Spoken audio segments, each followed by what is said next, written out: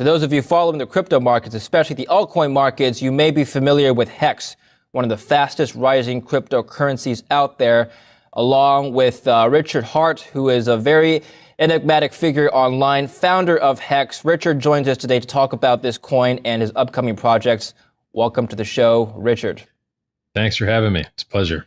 You've got a big following online. You've got a lot of people who support you, a lot of deniers of the project. We're going to be addressing both of these. You've been called many different things from, depending on who you talk to, you've been called genius, innovator, one of the best entrepreneurs of our time. You've been called a con artist by those people who doubt you. So we're going to address all these. Now, I'm not saying you are or aren't. I'm just passing along what I see online.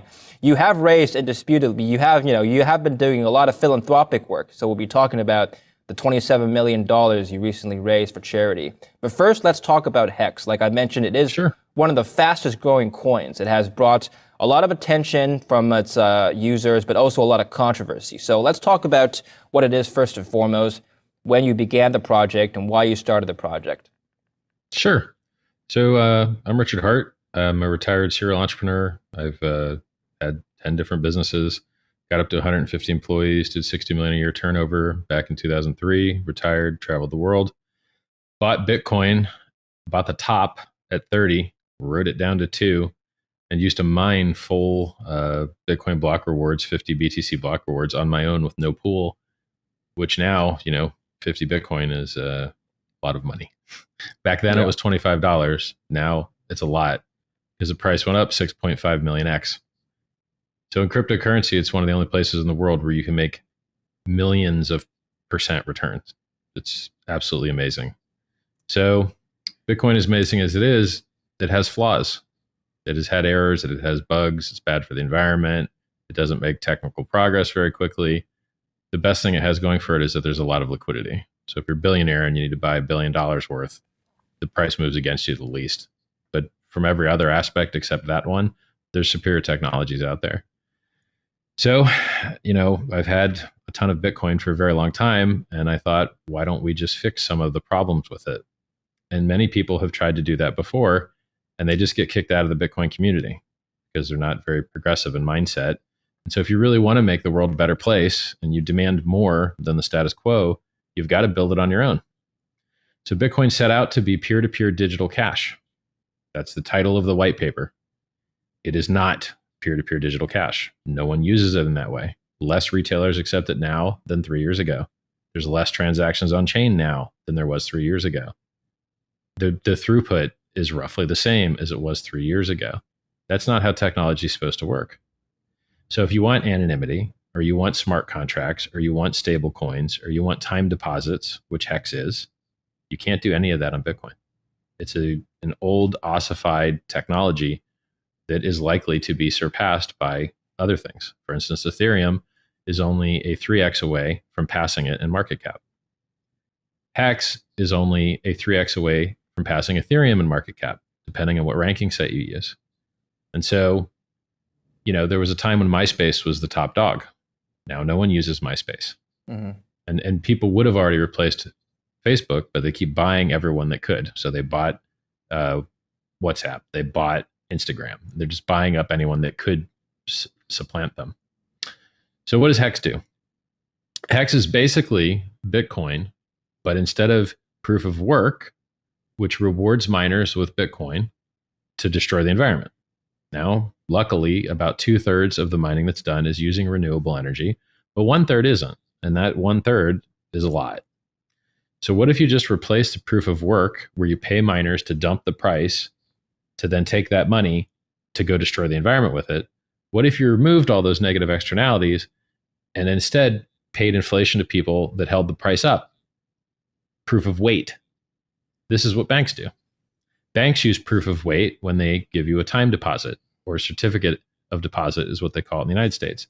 Yeah. The longer you lock up your money, the more interest you make. The time value of money is very well understood in the legacy markets, and absolutely no cryptocurrency was designed to address it except mine. Okay, so Richard, you're saying that HEX is the crypto equivalent of a certificate of deposit. So let's address how that works then. The interest rate aspect. Sure. How does HEX pay out an interest to the users? The thing which HEX most resembles is Bitcoin. Bitcoin miners earn interest. They buy mining hardware and electricity. They mint their own rewards out of thin air. I used to mine Bitcoin out of thin air. Double-clicked an exe on my computer, Bitcoin would appear. So the amount that you're rewarded is based on how many other people are competing against you for that reward. And the person who rewards you is yourself. Just like if you draw yourself a beautiful painting, now you've got a beautiful painting. You clean your room, now you've got a clean room. If you mine Bitcoin, now you've got Bitcoin. You can sell them, you can hold on to them. And the same goes for Hex. If you lock up your Hex for a while, you can end your stake and mint yourself a reward of extra Hex. And so if a lot of people are staking, the reward goes down in Hex terms. If few people are staking, the reward goes up in Hex terms. Now, what's the most important part? The most important part is how much those Hex are worth. If you had bought Hex on January 5th of last year and held it until a couple of weeks ago, you'd be up 386,000%. Yeah. Before interest. With interest, you would have made an extra in between 30 to 100% on top of that. It's amazing. And you would think this is impossible. You'd think this has to be a scam. Nothing can have returns this good. And then you look at Bitcoin and it's up 6.5 million X in 11 years. You look at Ethereum and it's up 14,000X in 5 years. So being up 4,000X native in a year and a half is actually very similar to what Bitcoin and Ethereum did from their launch days. So it's standard for the course, really. But can you just describe the mechanism here behind the I guess the staking and the interest rate payments? Because let's say if I buy Bitcoin or Ether and I deposit that with a company like, let's say, Grayscale or Celsius Network or any of these companies offering loans and deposits with cryptos, the financial institution itself is paying me an interest rate. Similarly, if I buy a CD and deposit that with the bank itself is paying me an interest rate. But how does a cryptocurrency itself do that? I mean, if I put Hex in my wallet, just any wallet, the wallet doesn't pay me an interest rate. But you're saying that the cryptocurrency generates income through its own mechanisms. How does that work? So every Bitcoin that exists in the entire world exists because it was minted out of thin air by miners. And so every single Ethereum that exists in the world exists for the most part because it was minted out of thin air by miners. All of the Hex inflation and all of the rewards that come out of thin air from miners, just like the interest at your bank. When you deposit your money at your bank, they don't lend it out. They use it as a reserve to get a multiple larger free money from the government, or interest rates so low they might as well be free. So they never lend your money out. They lend the inflation out from the government. So your yield in normal banks is from inflation. Your yield as a Bitcoin miner is from inflation. Your yield as an Ethereum miner is from inflation. And your yield as a Hex staker is from inflation. But here's the difference. Here's the magic. If you're an average length, average size staker in Hex, you're getting no dilution because you're the one getting the new coins. It's a profit center to you, not a loss. But in Bitcoin, there's a negative externality that you have to pay for. You have to dump the price to get the money to pay for electricity and hardware to pollute the environment. It's bad for everybody. It's bad for the environment. It's bad for the Bitcoin price. And so if you can get the same security or better by piggybacking on an existing network, like the Ethereum network, which is what Hex is currently on, then you get outsized returns. It's a more efficient system. So instead of people dumping the price every 10 minutes to pay for electricity, we don't have any of that in Hex. It's just more efficient. So all Bitcoin is an Excel spreadsheet on the internet that requires your password to spend and inflates at 1.2% a year to keep it honest. That's the best description of a blockchain you'll ever find. Okay. And very similar to that, Hex is the same thing. We just pay miners, we pay stakers to hold the price up instead of miners to dump the price. Okay. All right. So one of the concerns, and again, I'm not saying you are or aren't, but one of the concerns is that Hex is a Ponzi scheme because, and this is what some people have theorized, is that Hex generates coins and then just mints coin, quote unquote, out of thin air, and those coins are used. Those newer coins are used to pay the interest rate on the existing coins that have already been minted. So that's where the Ponzi scheme aspect comes in. Can you address that? Sure. So there are tons of scams all over cryptocurrency. Yes. I've been in Bitcoin since it has been called a scam ever since it was started. Peter Schiff Nassim Taleb, Nouriel Rubini, they all will tell you that Bitcoin is a giant, huge scam.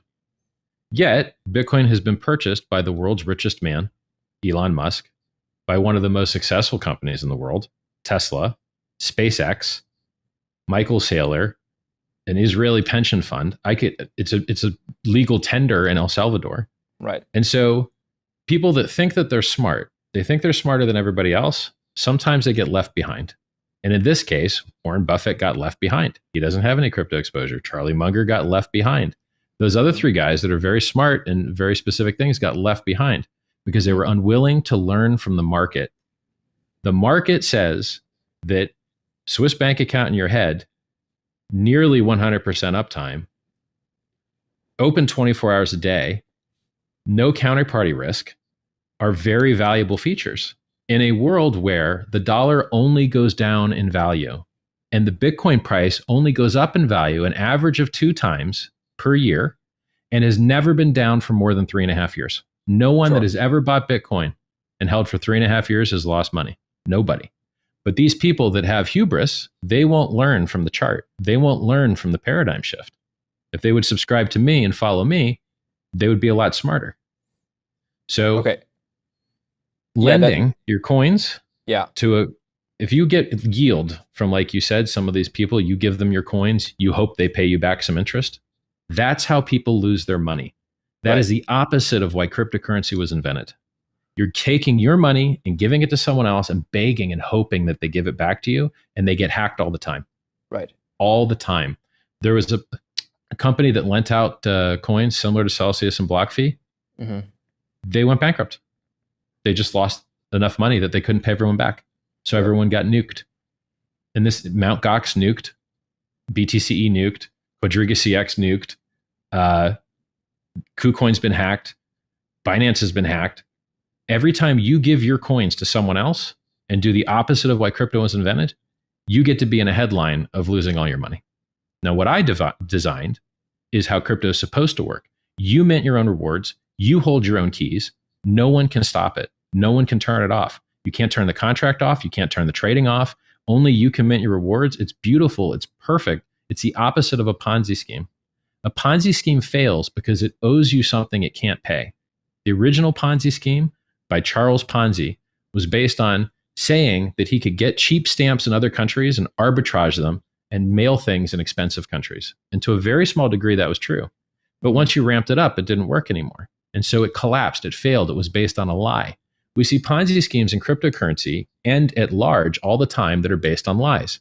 Theranos, hey, we can test your blood really well. Oops, actually, we were lying. Enron, hey, we've got all this innovation and energy. We're the smartest guys in the room. Oops, actually, we're lying. And you get this at all levels where people lie. And then in our system, there's no lies. It's just like Bitcoin. It inflates to reward people to hold the price up, just like they do at the bank. That we copied the parameters from the bank. If you go to your time deposit, they pay 20% more interest the longer you lock. We just copied that. I understand the principle, Richard. I'm just let's go back to the mechanism concern here. The concern here, once again, is that the new coins are used to pay off the interest on the older coins. Is that can you address that? Is that correct, or is that a misunderstanding of how the mechanism works? It's like saying you owe yourself money. So basically, you're drawing pictures of ponies. And then you draw a picture of a pony and you're like, this is mine now.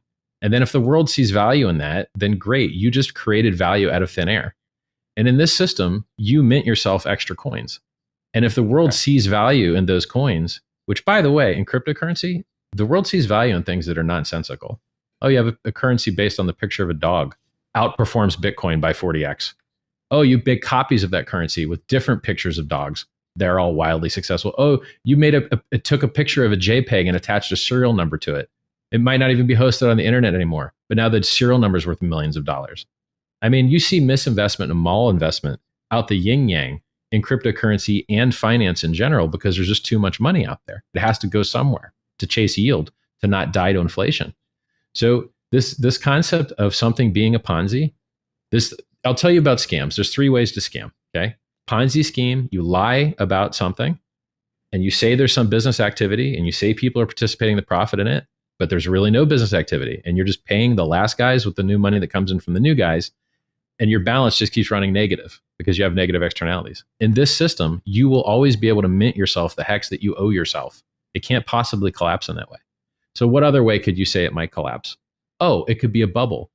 People thought that Amazon was worth nothing, and then they thought it was worth a lot in the year 2000, and then they thought it was close to worth nothing again. It dropped 95% in value. Mm-hmm. Now, was Amazon a scam because it dropped 95% in value? No. It's now 50% of all commerce in the United States. But people, the human beings, through value discovery, thought it was worth little, thought it was worth more, thought it was worth little again. That's a human problem. That's not an industry problem. That's not a business model problem. What's the third way you can have a scam? Multi-level marketing. Why is multi-level marketing a scam? Because it introduces the maximum middlemen between the product or service and the consumer. And so we have rules like the Amway rule that states that 70% of the revenue has to be generated from direct product sales and not reseller packages. In HEX, there's no referral program. None. There's no levels. So it's not a pyramid. It's not a Ponzi. And as far as bubble goes, it's crashed in price 75% about 5 or 6 times. Keeps making new all-time highs. Does that sound like any kind of Ponzi you've ever heard of, where it just keeps making new all-time highs? You know what it sounds like? It sounds like Bitcoin and Ethereum to me. Bitcoin dropped 85% every 4 years. Ethereum dropped 95%. And since HEX has had a market, it hasn't dropped either of those.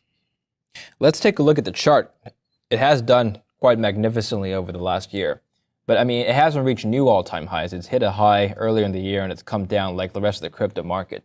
We were new all-time high like 3 weeks ago, man. So this is from our all-time high was literally 18 days ago.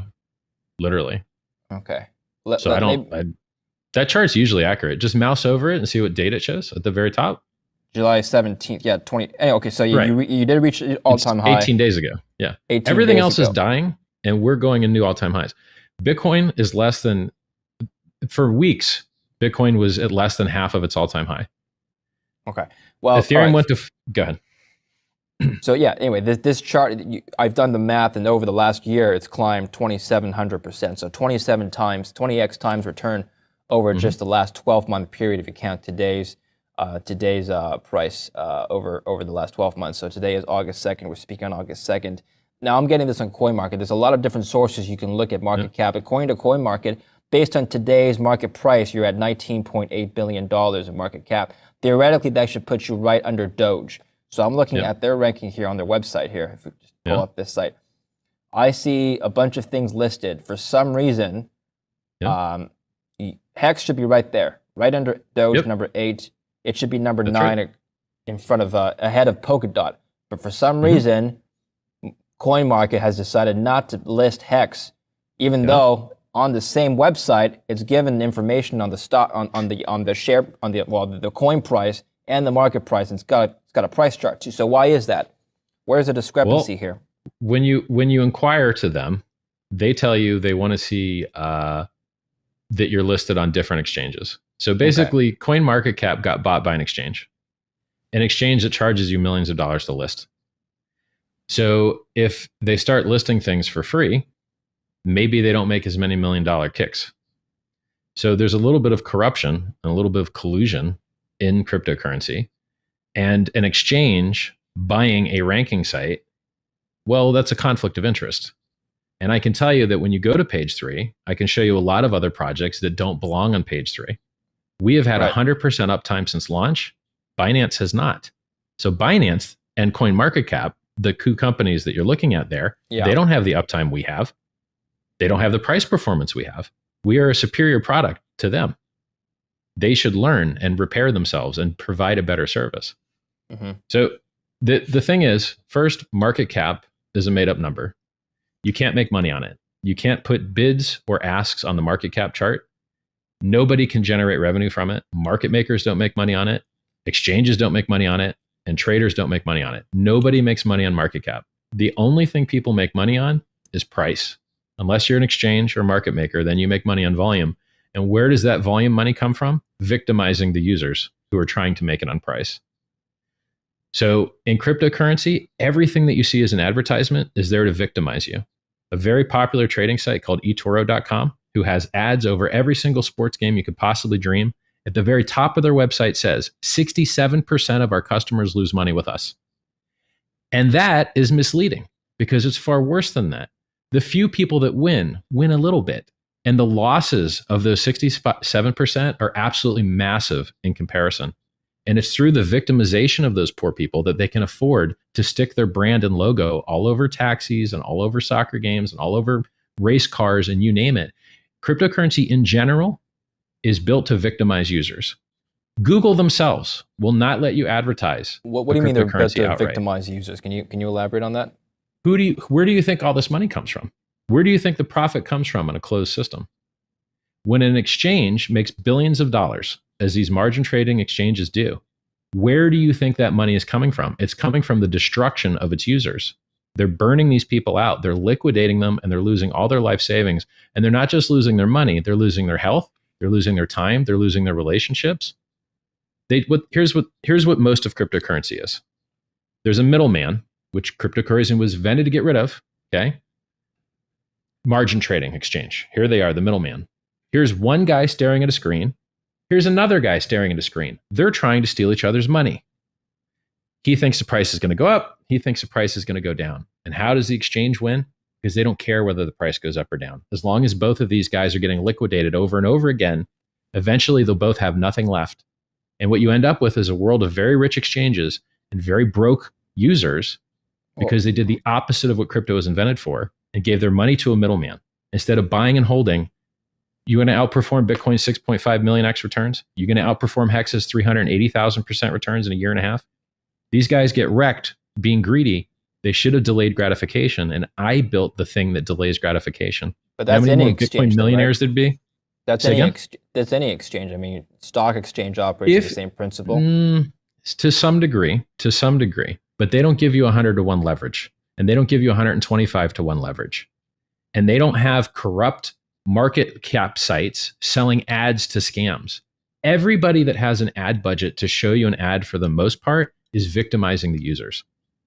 When I see these ads and I click them, there's no way that the people that click those ads are going to do well. There's no way. Let's move on to the other concern. The other concern that some users have is that you own too much of HEX yourself. What percentage of the float or the coins outstanding of HEX do you personally own? Can you comment on that? I never talk about what I own, but let's talk about centralized ownership.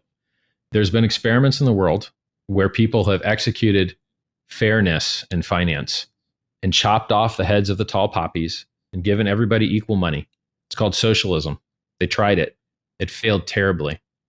We tried another system where some people get ultra insane rich and other people don't get very rich at all. It's called capitalism. And capitalism has annihilated socialism and communism everywhere they've butted heads.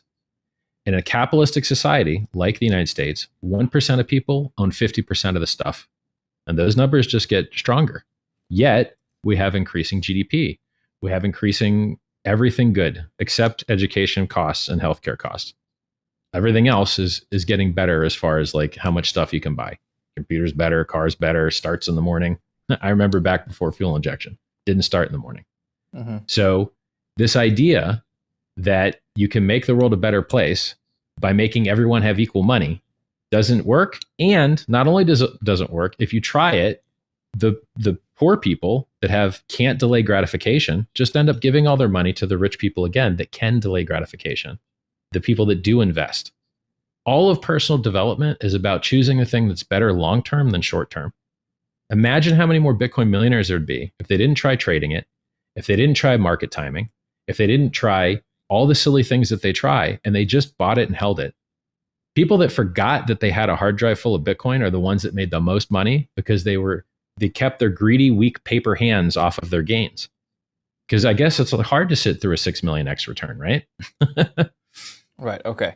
So all right. So you can't comment on how many coins you own. Fair enough. Sorry. Yeah. So centralized ownership is massively successful for absolutely everything. The best time to buy Bitcoin was when Satoshi owned 100% of the coins. The best time to buy Amazon stock was when Bezos owned 100% of it. The best time to buy Facebook stock was when Zuckerberg owned 100% of it. Centralized ownership is extremely effective in all industries. Ask anybody in any industry what percentage they own of a thing. I mean, Elon Musk owns 20% of Tesla. How's that working out? Should he be chopped? Are you saying that Hex is a centralized ownership system? It's Is that all why you're public. comparing it? It's all public. You can see what keys hold what, but it's pseudo anonymous. You don't know who the person is that holds the keys. Right. Okay. So are you planning to liquidate any of your holdings anytime soon in the foreseeable future? I can tell you that if you look at the way the system is designed now, the biggest holders are being diluted because they're not earning interest, but everyone else is. So that's kind of what happened to Bitcoin too. Satoshi used to own all the coins, and then other people kept mining, but he didn't. And then over time, he was diluted. And that seems to be the case for nearly every successful industry, is that over time, founders end up getting diluted. Okay. Well anyway, going back, the core concern is that the main holder, whoever that may be, if there are certain whales what if they within the sell Hex it all at once ecosystem, and they drive it to zero? What have they and no one will be able to dumped sell? Yeah, let's play that game. I love that game. What if everybody sells all the gold at once? Goes to zero. What if everybody sells all the houses at once? Goes to zero. What if everybody tries to withdraw their money at the bank at once? Can't get your money. It's called a bank run, literally. Everybody's leveraged. You can't get all your money. Okay, is there anything in this world that's not paper gains? Is there anything in the world where you could everybody could cash out at once? No. In that case, there's a lot of users of gold or houses. Here, the concern is maybe just a few users of Hex that are moving the market. No? No. Listen, there is no time lock for you selling your house. Okay. There is no time lock for you selling your stocks. When you lock your Hex, there's a time lock. That is the least risky proposition. It is the only thing of all these things we've talked about that you actually can't sell. What is a time lock? What is it? How does that work? So when you lock your money up at the bank, yeah, they penalize you if you try and withdraw it early. Yes. We do the same thing. We copied the successful parameters from the bank. The average amount of when Hex started, the average lock time was about 4.8 years. The average lock time now, after a year and a half, is 5.8 years. I am unaware of any other economic system in the world where people will lock their money with no ability to get out for this many years. To get an average of 5.8, you have got to have a lot of 10-year stakes and a lot of 15-year stakes to make up for all the 1-year stakes. So we've got people locking up millions and millions and millions of dollars for a decade at a time, and the world has never seen anything like that before. And so it's funny to me that I hear people talking about, oh, it's all going to go to zero, everyone's going to sell at once, when the actual factual truth is the opposite, that people believe more in this than anything else they've ever invested in their entire life, because they prove it with how long they delay their gratification. Mm-hmm. So you have a chart of future market supply in Hex, and you don't have that in houses, and you don't have that in stocks. You know what the future market supply looks like. It's a breakthrough. Mm-hmm. I mean, there's literal technological and market dynamic breakthroughs in this that don't exist anywhere in the world ever before. Now, as far as locking goes, you can get out at half of your term. If you serve half your term, you can get out with your principal, but you will lose all your interest. If you try and get out before you serve half your term, you're going to get hit in your principal. And where do those rewards go? They benefit the other stakers that were honest and did what they said they were going to do. And so if you do what you say you're going to do, you do very well. If you lie, you get penalized, as you should. It's called the truth engine. Do you know roughly how many users are currently in the Hex ecosystem? Sure. So if you look at just raw addresses, I think there's somewhere around 300,000 addresses, but that might be misleading because sometimes people will do what's called airdrops and just send coins to people so that they can try them out. And so you don't know how many of those are real users. So in my opinion, the best metric for hardcore actual users are people that have opened stakes. These are people that have delayed gratification, paid a fee to the Ethereum network to perform the transaction. And I think we have 41,000 stakers, I believe, in between 35,000 and 41,000. And that number rose. I would presume that number rose significantly over the last couple of months when the price rose. Yep. Or were they mainly? Were they mainly? I guess early adopters, and the 41,000 bought in early last year. What does it stand? Is it did they buy in last year? Or they bought in recently? You could look up all these charts at hex.vision. They're all there. Sure. It's the best, you can see everything. Average stake time, how long, where people's stakes are ending. So you could end your stake where there's less sell pressure. So you can notch your stake where there's other ones not ending there. We've got a lot of extra mechanics in the system that don't exist in Bitcoin. Bitcoin has price, hash rate, and transactions. And that's it. Okay. And we have a lot more stuff. But okay, so but I mean the growth rate has been phenomenal. But why would I as an investor, let's say I want to get in, why would I buy into something that has a time lock? Can you explain the rationale here? Sure. Because let's say the Yep. price goes down and I really need to sell Yep. for some reason, for Yep. some personal reason. I'm penalized for doing I so, like right? your questions. I love your questions. That is an excellent question. First, if you never staked at all, you Yeah. made 385,000% in a year and a half from January 5th to 18 days ago. Okay. No staking, no locking, none.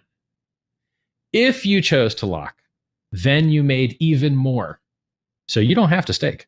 No worries, no problems. So you're not By the way, obligated to stake. no, absolutely not. And you can stake for a day. You can stake for 1 day. You can stake for 2 days. You can stake Okay. anywhere you want from 1 day to 5,555 days. It's totally up to you. Or you don't have to stake at all. Right. So the magic, there's so many amazing things in this. Here's one of them. Virtual lending. Staking reduces supply, which, assuming static or increasing demand, increases price. Who can harvest the increased price? Only the people that are unstaked. And what is the premium that they pay for that privilege? Being diluted, because they're not receiving inflation, but the stakers are. And so the unstaked people that reap the rewards of increased price due to supply reduction pay in the form of dilution interest to those who are staked. Okay. So it's basically a virtual lending. You're basically buying into a premium for higher return. So what is a higher return on Exactly. staking than from the interest rate? What interest rate are we talking about here? The average interest rate in HEX is 37%. Now, in order to get an average interest, you need to be an average size, average length staker. And the primary component there is time. So the average stake is 5.8 years. Now, if you stake less than 5.8 years, you're not going to get 37%. You might get 17%. You might get 15%. And so it rewards you. It's a meritocracy. It rewards you based on how much you deserve to be rewarded.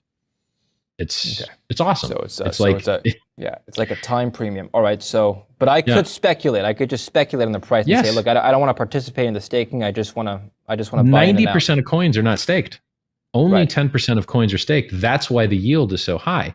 If more coins stake, then their yield in HEX terms will be lower, but consequentially, it's likely the price will be higher because the supply has been reduced more. It's an auto-balancing system. We've already talked about the mechanisms of staking earlier in this interview. Let's talk about, let's move back to what you were talking about in terms of the criteria for identifying a scam coin. You listed a few earlier. Can you tell us roughly, there are thousands of coins out there.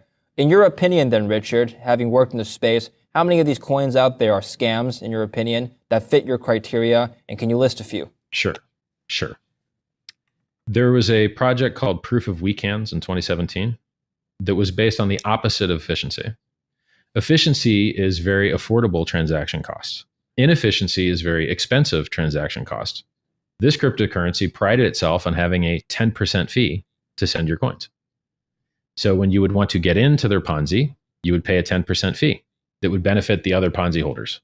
And when you would want to escape the Ponzi, you would pay a 10% fee that would benefit the other Ponzi holders. And so it was a very inefficient system.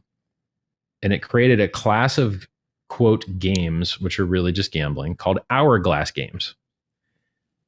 It got a lot of users in 2017, and then it went to zero and stayed at zero and has 1 user per day now, occasionally. Now, 2021 comes along. Someone copy pastes that idea and calls it Safe Moon, because apparently no one remembers that this has already been done before and worked terribly for everyone involved. So they do it again, make tons of money. Price goes like this, and then dies and stays dead.